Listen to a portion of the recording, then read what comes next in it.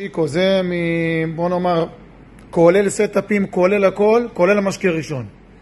שקית טקאווי צ'ופאפי מודפס צד אחד, שני ארגזים בסביבות 500 יחידות. דוד אדרי, שף פרטי לאירועים, 250 יחידות, מודפס צד אחד. מגש 45 ביפלוט ימי ימי, יש פה משהו כמו איזה 20, 40, 60, 80, 90 יחידות. ימי ימי מגש 28, עוד 124 יחידות. פיצלק מגש 28, 176 יחידות.